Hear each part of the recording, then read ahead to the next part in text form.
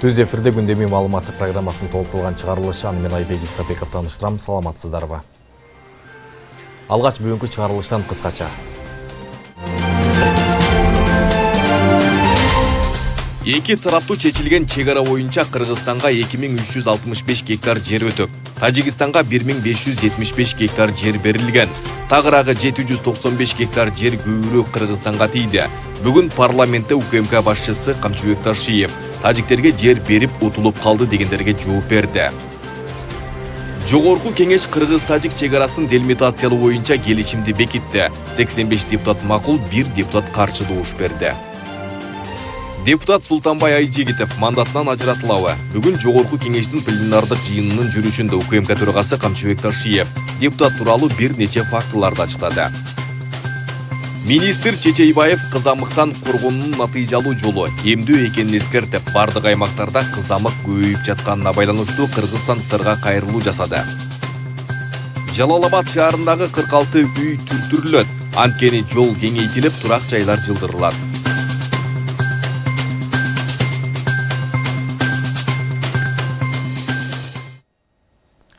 Президент Садыр Жапаров Чүйдүн, Ысык-Ата жана Таластын Манас райондоруна акимдерди дайындады. Тиешелүү тескеме чыкканын өлкө башынын маалымат кызматынан кабарлашты. Документке ылайык Эркайым Сейитказиева Чүйдүн Ысык-Ата районунун акими болгон. Ал эми бул кызматты ээлеп келген Эрмекбай Омошов Таластын Манас районунун жетекчиси болуп дайындалды. Буга чейин мамлекеттик жер ресурстары, кадастр, геодезия жана картография агенттигинин башчысынын биринчи орун басары кызматын аркалап келген Сейитказиева ушу тапта акимдердин арасындагы жалгыз аял заты болуп эсептелет. Бүгүн парламент Кыргыз-Тажик чегарасы боюнча келишимди бекитти. 3 жылда такталган Кыргыз-Тажик мамлекеттик чегарасы боюнча Улуттук коопсуздук мамлекеттик комитетинин төрагасы Камчыбек Ташиев жогорку кеңештин комитеттеринин биргелешкен жыйынында кенен маалымат берди.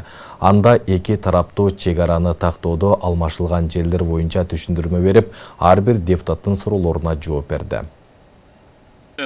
Эл аралык иштер, коргоо, коопсуздук жана миграция. Бүгүн жогорку кеңештин комитеттеринин биргелешкен жыйынында УКМК төрагасы Камчыбек Ташиев Кыргыз-Тажик чегарасын тактоодо эки тараптуу алмашылган жерлер боюнча депутаттарга кенен маалымат берди. Анда атайын кызмат башчысы Тажикстандан Кыргызстанга өткөн ар бир жердин кайда жайгашканын картадан көрсөтүп кеңири токтолду. Бардыңыздар ачык, так көрүп, билип алсаңыздар, себеби дегенде кээ бир биздин жанагы ушуну каалабаган, ушундай бир чечилген маселени чечкиси келбеген же уккусу келбеген адамдар эртең дагы кайра айтып чыкпасын. Биз көрбөй калдык, билбей калдык, кандай чечилгени көргөн да жокпуз, бизге көрсөткөн жок, билбей калдык дебесин. Урматтуу депутаттар, ошондуктан сиздерден сураныч, ушул бул жерде көптөгөн цифралар бар, көптөгөн тилкелер бар, ошолорду жазып отуруп, кандай суроолорду айтсаңыздар мен жооп берүүгө даярмын. Себеби ушул маселе менен мен мына акыркы 4,5 жылдан бери өтө тыгыз иштедим, жана бардык суроолорго жооп берүүгө мүмкүнчүлүгүм жетет. Кыргыз-Тажик мамлекеттик чегарасын делимитациялоо жана демаркациялоо боюнча жумуштары 2002 жылдын декабрь айында башталган. Сүйлөшүүлөрдүн жүрүшүндө Кыргыз Республикасы менен Тажикстан Республикасынын өкмөттүк делегациялары 46 протоколго, топографиялык жумуш топтору 87 жана укуктук маселелер боюнча жумуш топтору 25 протоколго кол коюшкан. Бардыгы болуп, протоколдордун саны 160га чейин жетип барган. Кыргыз-Тажик мамлекеттик чегарасын делимитациялоо жана демаркациялоо боюнча жумуштары 2002 жылдын декабрь айында башталган. Буга чейин Тажикстан 210 000 гектар жерди талаштууду эсептеп, лейлектин 70%-на көз артып келгенин ачыктап, кыргыз тарап чегара толук такталмайын келишимге кол койбой келгенин белгиледи. Лейлектин баткендин түздүктөгү чегараларды булар айтышкан, биз ортодон бөлөбүз депчи. Ортодон бөлөбүз талаштарчы жерлерди. Ошондо булар биздин мамлекетибизге 210 000 гектар жерге ачык мамлекеттик претензиясын коюшкан. 210 000 гектар жерди бизге бересиңер деген. Бул лейлектин жарымы, баткендин лейлектин 70%, баткендин жарымы аларга макул болсо окшоп кетмек. Бирок биз ага макул болгон жокпуз. Биз айттык, толук баарын бүтөйлү. Тоолуу жерлерди бүттүк, жакшы бүткөн экенбиз. Бизге чейин бүткөн экен. Тоолуу жерлер. Себеби тоолуу жерлерге билесиңер, тоонун кыркасы менен кетет дагы казыктарды кагып эле коет, болду, ошо менен бүтөт.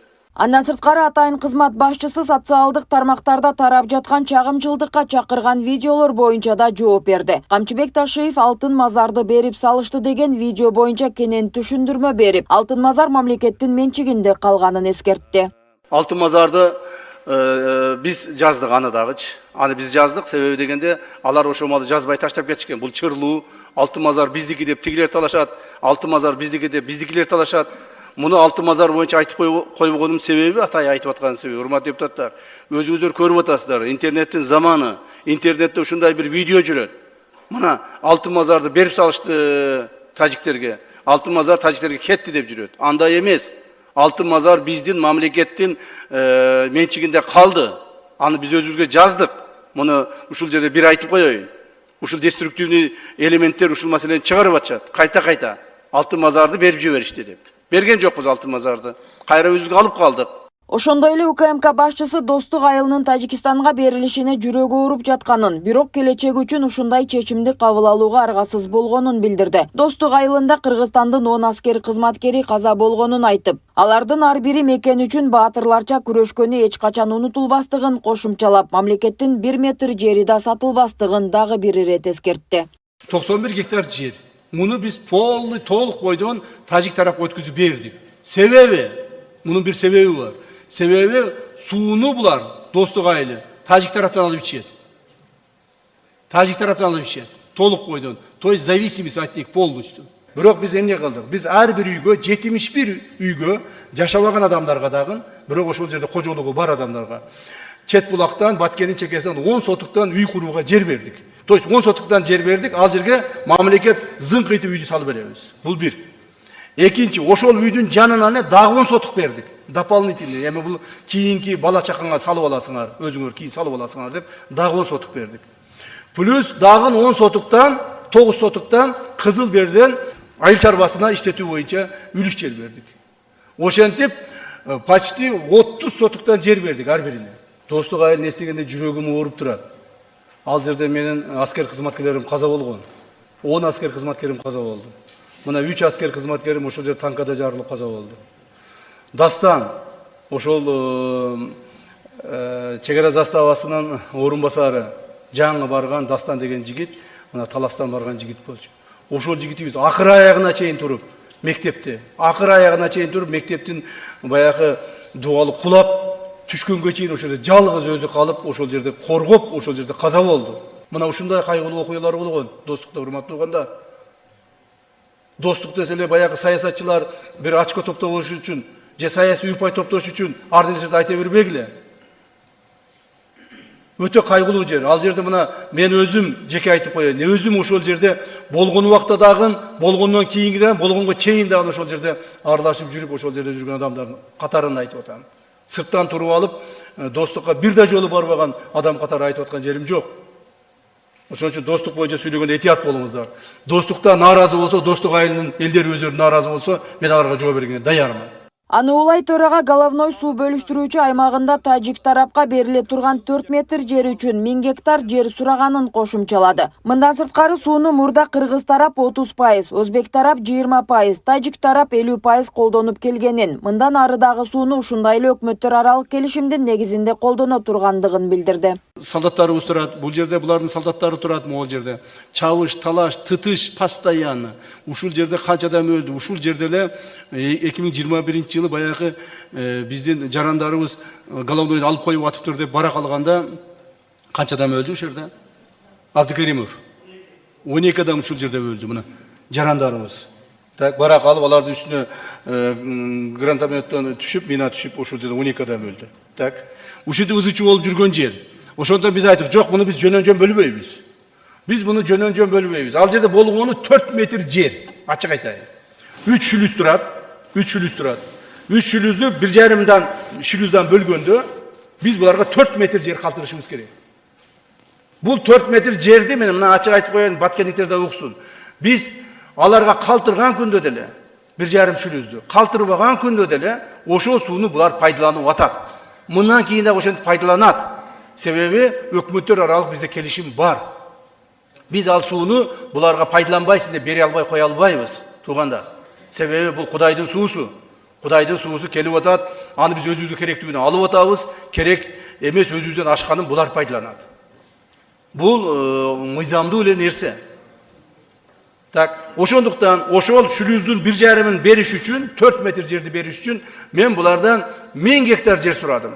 Андан сырткары Камчыбек Ташиев Кыргызстан менен Тажикстандын ортосунда кайсы жолдор салынып, кандай пайдаланыларына токтолуп, Лейлек району сүйлөшүүдөн кийин анклав болуп калды дегендерге да жооп берди. Достук каякта, азыр Варух каякта меселер көрсөтүп коеюн. Достук эч качан эмеге ворота болгон эмес, Варухка. Мына достукка, мына достук мынерде. Достук мынерде. Варух мынерде. Достуктан Варухка барыш үчүн 21,5 километр экен. Так, прямой кылганда. Прямой кылганда 21 километр экен. Эгерде биз достуктан Варухка ворота дей турган болсок, анда биз достуктан мүмкүнчүлүк беришибиз керек эле дагы мына Кызыл Бел менен Баткен менен мына Ворухка жол беришибиз керек эле.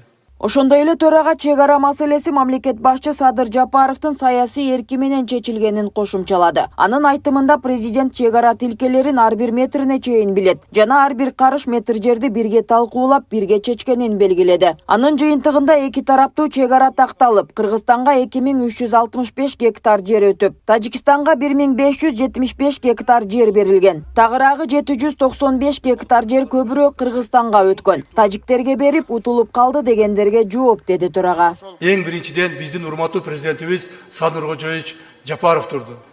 Себеби Садыр Кожоевич ушул чек араларды тилкелерин ар бир метрине чейин билет.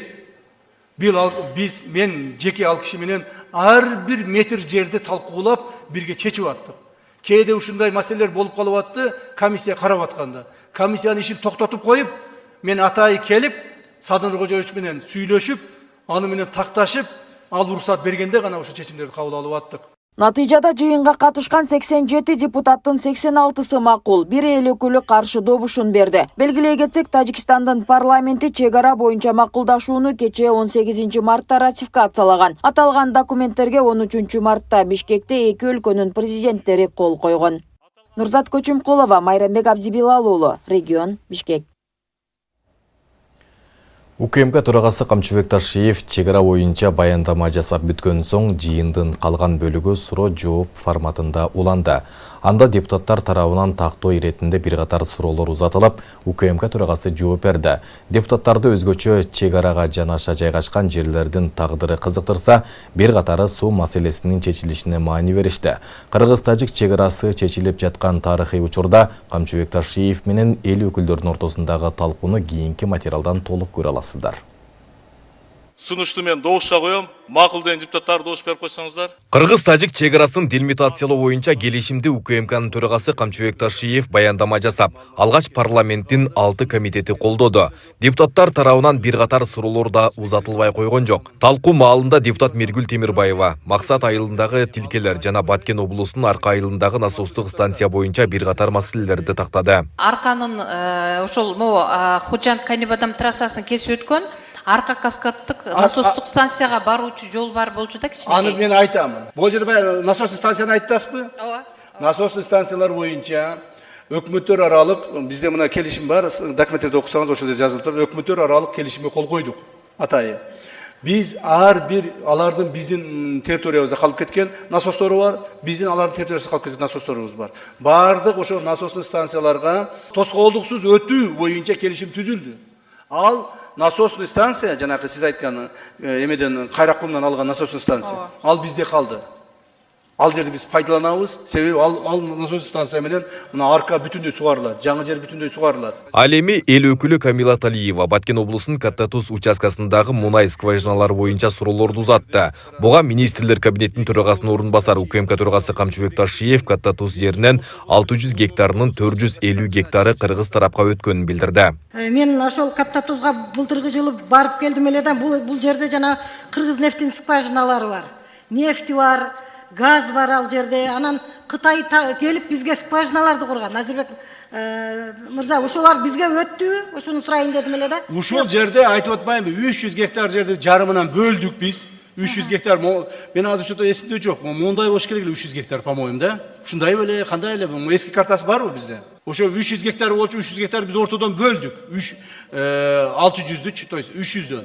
Анан бөлгөндө биз скважиналарды эсептеп туруп, скважиналарды ортодон бөлгөнбүз.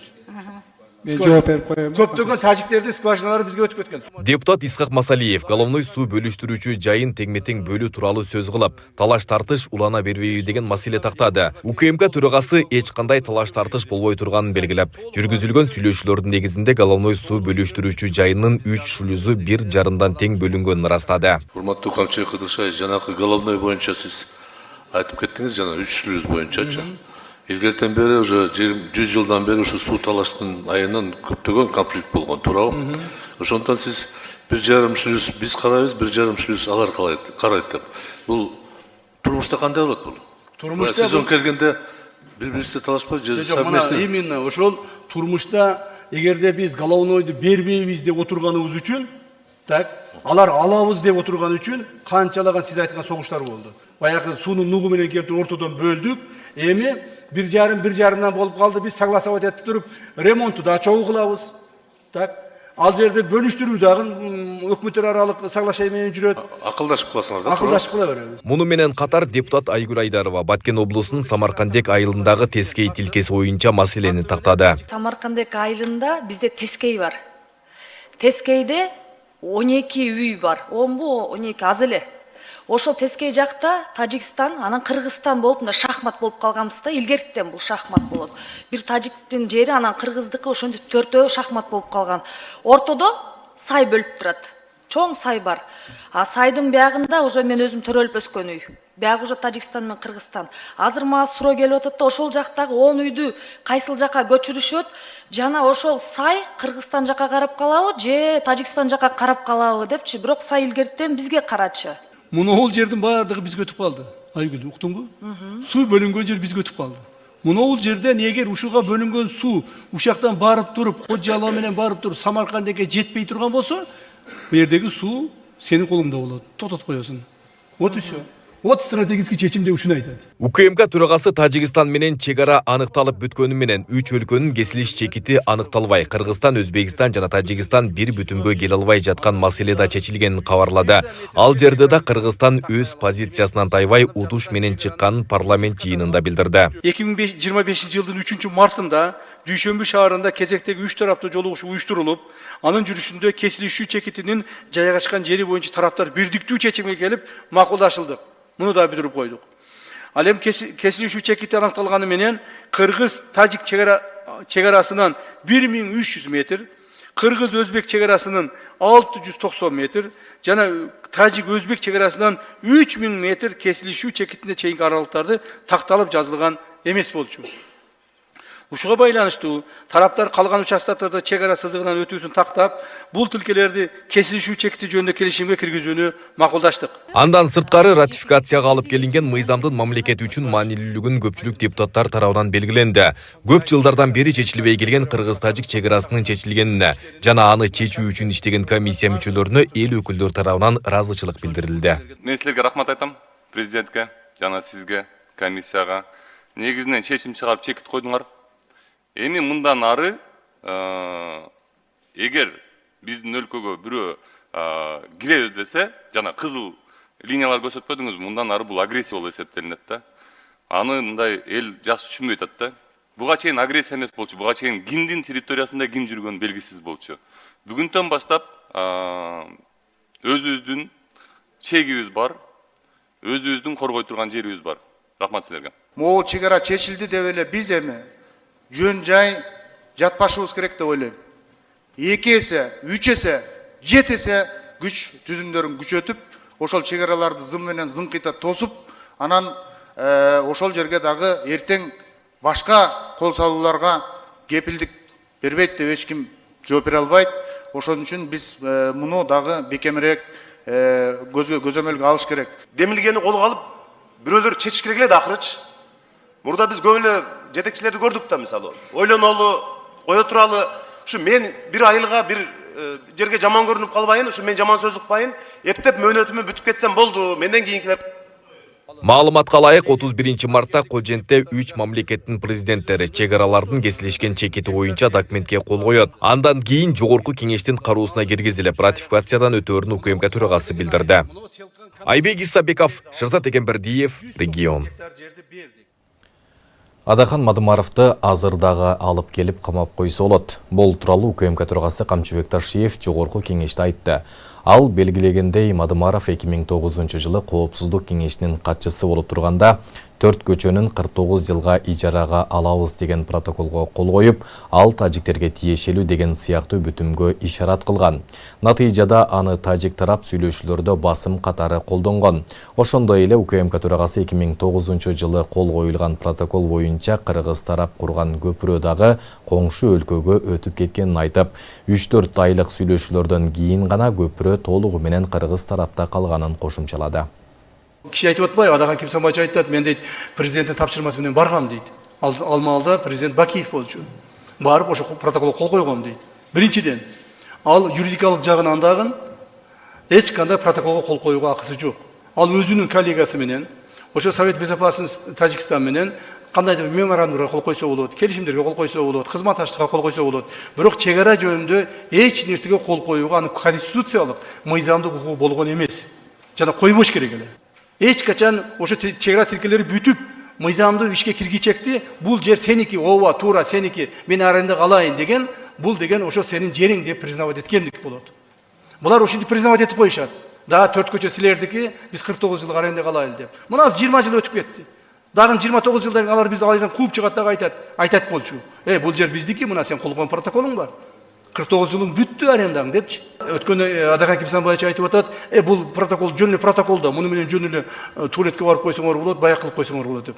Туалетке бардырбайт экен да аны менен. Сенин колуң турат да жерде. Секретарь Совета Безопасности деп туруп, колуң турат да жерде сенин. Кантип туалетке бардыртат? Ошону ар бир жолугушууда мен бетиме такай берип, монтип, мен ушу мен чабышып келдим деп.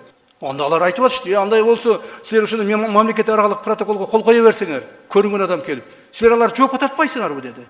Мана ошондуктан биз, урматтуу туугандар, требует этип отурушту. Ошондуктан биз ушунун баардык делону изучать этип отуруп, ушулардын баарын анализдеп отуруп, анан кийин Мадымаровго чыккынчылык беренеси менен иш козгогонбуз. Чыккынчылык беренеси менен иш козгогонбуз. Бул чыккынчылык беренеси эч качан эскирбейт. Керек болсо, азыр дагы алып келип камап койсо болот. Мындан кийин да камап койсо болот. Жогорку кеңештин пленардык жыйынынын жүрүшүндө депутат Султанбай Айжигитов Ыйман Нуру фракциясынын лидери Динара Ашимованы кызмат абалынан аша чапты деп айыптады. Ал Ашимованы кечирим суроосун талап кылды. Депутат Айжигитовдун буга чейинки билдирүүлөрүнөн улам УКМК төрагасы Камчыбек Ташиев да жооп берди.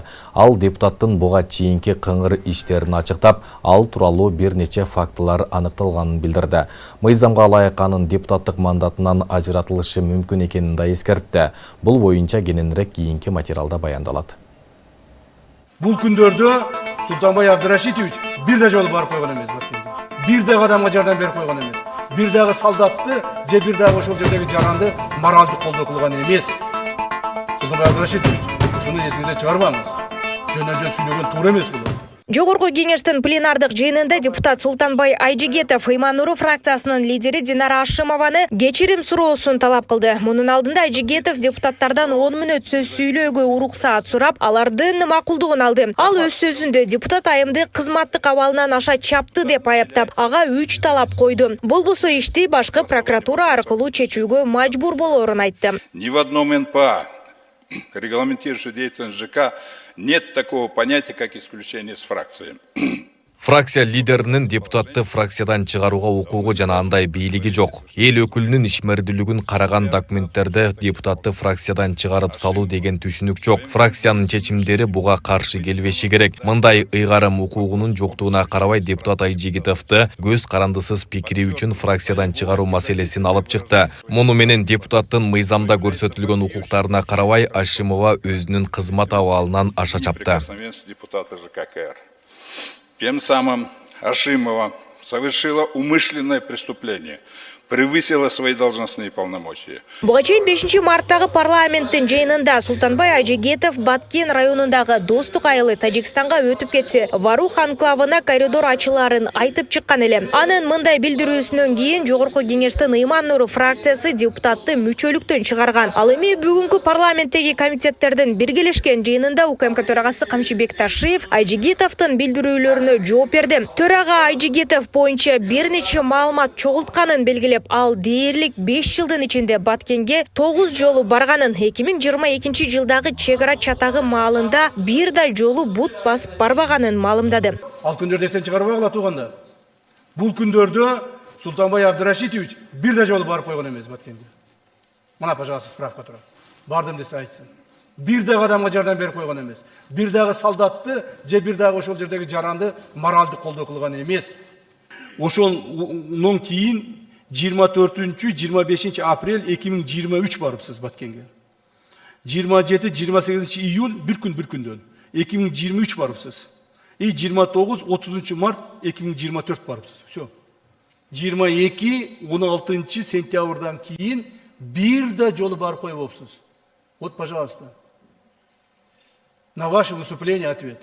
Секрет эмес информацияны айтайын. Болгону 6 жыл иштепсиз. Так. 6 жыл иштепсиз. Болгону начальник отделениеге чейин жетипсиз. Так. Майор званияда кетипсиз. Так.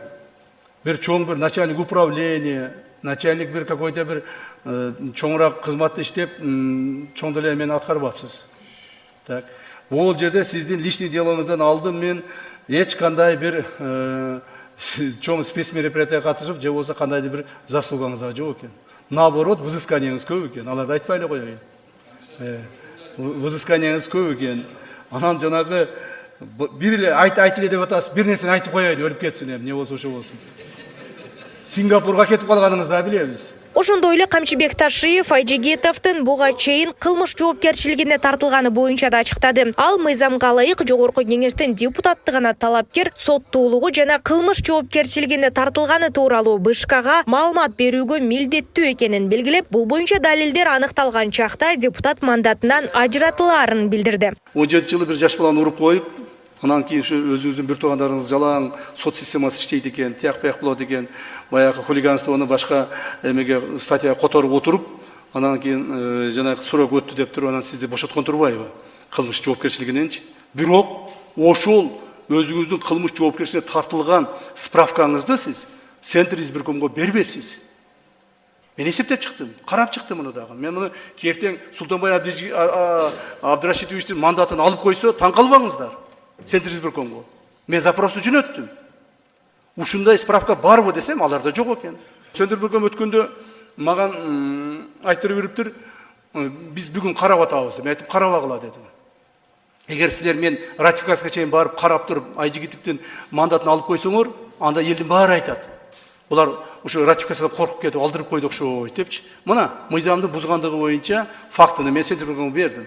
Ал эми эл өкүлү Султанбай Айжигетов чек ара маселеси боюнча айткан позициясынан кайтпай тургандыгын белгилеп, буларга токтолду. Чек ара жөнүндө мен айтыңыз да, эмнеге? Мен өзүм позициямды уже айттым, ошол позицияда турам.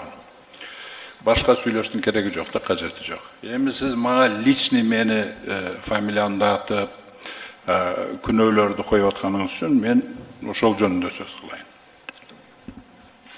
Камчыбек Кыдыршаевич, азыр сиздердин колуңуздарда күч да силердин колуңарда, акча да силердин колуңарда, СМИ да силердин колуңарда. Акча жөнүндө жөнүндө айтыңыз. Давайте не будем там друг друга здесь полемику устраивать. Причем тут бардыгы ресурстар силердин колуңарда. Эмне десеңер жараша. Андай эмес. Мен факт, я давайте вот так. Камчыбек Кыдыршаевич, сиз сүйлөп атканда мен сизди перебивать. Я буду перебивать вас. Вы начинаете обратно политику здесь играть. Политику не надо играть. Знаете что? Знаете что? Я перечисляю здесь факты. Я вас не обвиняю. Вас будет обвинять органы, которые соответствующие. Да. Я по факту вам, факты перечисляю вам. Так. Менин вактымды ограничить этпегиле. Нормальный бардын сүйлөп алайын. Хорошо, азыр эми анандай мындай деп 10 минут, 5 минут деп ограничить этпегиле. Значит, по фактам. Биринчisi, жанагы 17-жылы bir баланы сабап койдуңуз деп. Ал биринчиден да, эгер ошол чындык болсо, ошол видеокамералар бар ошол жерде. Кана видеосведение. Анан кийин аны мен көртүп, буунтуп, жөн эле тепкилеп салгандай кылып айтып атасыңар. Ошол экспертизанын сүрөттөрү, эмелер каякта ошол? Жок да эчтеке. Голдуу сөздөр да. Мугалимдердин айтышы боюнча дагы өзүбүз көргөн жокпуз, бирок ушинтип айтты. Жаш балдар там какие-то пацаны 6 класс, 5 класстан эмес, их вообще показаний туура эмес. Они что скажут, то эме. Анан кийин анын бардыгы болгон нерсе бул уюштурулган провокация. Мен ошондо деле айтканмын. Ал жерде менин аялым чыгып, ошол жанагы материнский, родительский фонддор түзүп аткан бул мыйзамдуу эмес. Бул барышы болбойт деген үчүн мен баламды ошол жерде куугунтукка алгандар. Депутат Султанбай Айжигетов Кыргыз-Тажик чегарасына байланыштуу фракциянын эмес, өзүнүн жеке аксакалдык пикирин билдиргенин айтты. Ал эл шайлаган депутат өзүнүн пикирин эркин билдирүүгө укуктуу экенин белгилеп, аны сөзсүз эле фракция менен макулдашуунун кереги жок экенин билдирди. Феймануру фракциясынын лидери Динара Ашимова Айжигетовдун айткандарына азырынча жооп бере элек. Нурзада Сыдыкова, Майрамбек Абдибилал уулу, регион, Бишкек. Саламаттык сактоо министри Эркин Чечейбаев бардык аймактарда кызамык көбөйүп жатканына байланыштуу 19-мартта кыргызстандыктарга кайрылуу жасады. Министр бул өлүмгө алып келиши мүмкүн болгон кооптуу илдет экенин айтып, андан коргоонунун натыйжалуу жолу эмдөө экенин белгиледи. Бул кооптуу илдет, ал олуттуу көйгөйлөргө жана өлүмгө чейин алып келиши мүмкүн. Бирок бизде андан коргоонунун натыйжалуу каражаты эмдөө бар. Эмдөө коопсуз жана ал бүткүл дүйнөдө өзүнүн натыйжалуулугун далилдеген. Эмдөө менен биз балдарыбыздын ден соолугун сактап, алардын бактылуу адам болуп чоңоюшуна шарт түзө алабыз деп белгиледи Чечейбаев. Кызамыктан эмдөө адатта бала 1 жашка толгондо жана 6 жашка чыкканда жасалат. Кошумча эмдөө 9 айлык ымыркайдан тартып 7 жашка чейинки балдарга үй бүлөлүк дарыгерлер борборунда акысыз жүргүзүлүүдө. Мурда онкологиялык оорулар менен жабыркаган балдарга колдоо көрсөтүп келген кайрымдуулук фонду эми сейрек кездешүүчү ооруларга чалдыккан бардык балдарды колдоо борбору болуп түзүлдү. Саламаттык сактоо министрлигинен билдиришкендей, мындай демилген максаты фонддун мүмкүнчүлүгүн кеңейтүү жана кымбат баалуу дарылоого муктаж көбүрөөк баланы камтоо. Эми жарандар жана уюмдар жардам көрсөтүүнү кааласа, ар кандай сейрек оорулар, анын ичинде жүрүн булчуң атрофиясы жана башка илдеттер менен жабыркаган балдар үчүн каражат которо алышат. Фонд ачык айкындык жана отчеттуулук принциптеринин негизинде иштейт. Түшкөн бардык каражаттар жана алардын сарпталышы көзөмөлдөнүп, бейтаптарга, алардын үй бүлөлөрүнө, жогорку кеңеш депутаттарына жана Саламаттык сактоо министрлигине үзгүлтүксүз отчет берилип турат. Бул каражаттарды максималдуу натыйжалуу жана адилеттүү пайдаланууну камсыздайт.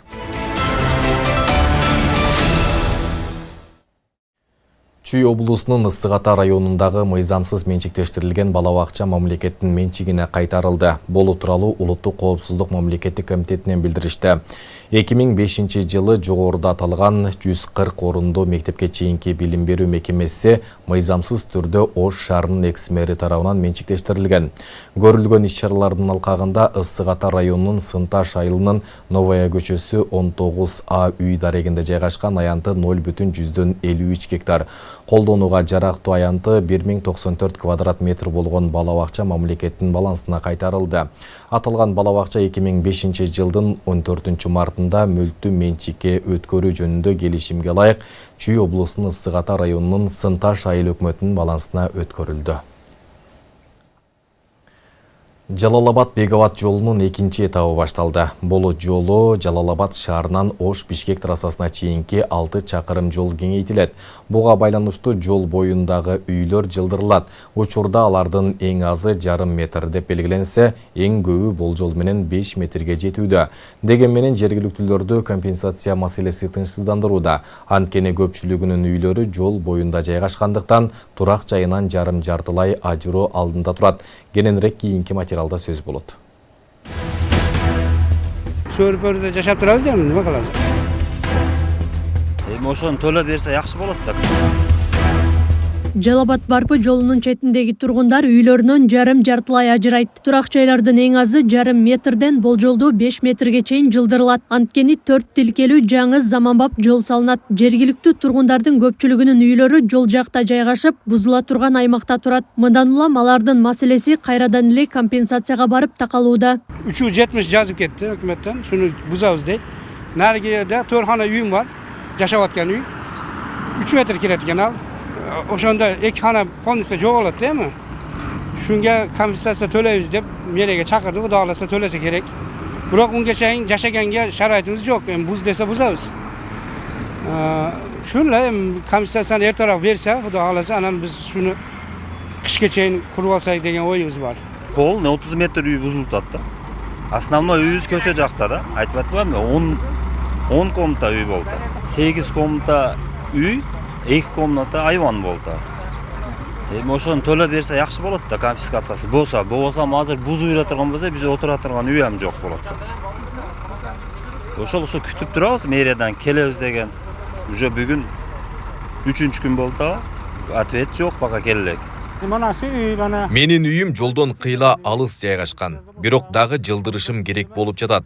Ушул жерде 3 бөлмөлүү үй бар. Анын 2 бөлмөсүндө жашап жаткам. Буга катар навестер дагы бузула турган болуп жатат. Үйдү жылдыра турган болсом, анда жашаганга мүмкүн болбой калат. Мен өзүм кайра куруп алганы алым жетпейт. Эгер компенсация берилсе, башка салып алсам болот. Ушул тапта Жалал-Абад шаарынан Барпы айыл аймагына карай жол менен үйлөргө чейинки аралык тазаланып жатат. Жаңы жолдун эки тарабына жөө адамдар басуучу тротуар салынып, жарыктандыруу орнотулуп, жашылдандырылат. Жолго мына эски асфальт алынат, капитальный ремонт болот да. Шагыл төшөлүп, 40-50 60 сантиметрге чейин жол көтөрүлөт общий. Анан 13 метр болот жол. Эки слой асфальт болот. Тротуар лотоктор менен общий 22 метр болот. Жолдун турасы. Узундугу общий 6 километр. Аз 1 километр 300-ün баштадык. Анан мында основание жасап алган дагы кийинки жерде өтөбүз. Жака. Ошол азыр тазалоо иштерин жүргүзүп жатабыз. Анан мына жерде үйлөр жылыш керек эле. Азыр чечилек. Шуну мэрия эртерээк чечип берсе, бизге ошо баштайт элек да, ошо немени засыпкасын баштайт элек. Ирилештирүүнүн негизинде Барпы айыл өкмөтүнөн Жалал-Абад шаарына кошулган аймактагы жолдун 1 чакырым 300 метри 4 тилкелүү болуп кеңейтилет. Ага байланыштуу ушул аралыктагы 46 турак жай бузулат. Учурда шаардык мэрия тиешелүү кызматтар менен тактоо иштерин жүргүзүп жатат. Эл менен сүйлөшүүлөрдү жүргүздүк. Алар кеңейткенге каршылык көргөзбөдү, түшүндүрүп айттык. Жол эмес шаардын эң негизги шаарга кирүүчү жолдордун бири. Бүгүнкү күндө тар. 2 катар эле машина өтө алат. Ошону 4 парасол кылалы десек, ага эл деле колдоду. Эң негизгиси биздин мүлктөрдү, биздин үйлөрдү независимый оценщик менен жакшылап баалап берсеңер дейт. Аны эми независимый оценщик өзүнүн Кыргыз Республикасынын мыйзамдарынын ошонун тарифтеринин негизинде баалайт. Ошолордун биз компенсациясын төлөп берүү жагын колго алабыз. Акча каражаты биздин местный бюджеттин эсебинен төлөнүп берилет. Жалал-Абад Бек-Абад жолу 4-категориядагы категориядагы жол болуп, анын курулушу капиталдык салымдар аркылуу каржыланат. Жол транспорт министрлигине караштуу болгондуктан курулушту тиешелүү кызматтар көзөмөлдөйт. Жолдун ортосундагы огунан аксызыгынан 13 метр бул бетине, 13 метр экинчи тарабына кеңейтилет. Ошо 13 метрдин ичине кирип калган стройка болобу, забор болобу, үй болобу алынат. Азыр буга центрден баштап Барпы айыл өкмөтүнө чейин биздин 3-километрге чейин 4 тилкелүү жол болот. Анан тиги Барпы айыл өкмөтүнөн тиги Газпромго чейинки аралыгы 2 тилкелүү болот.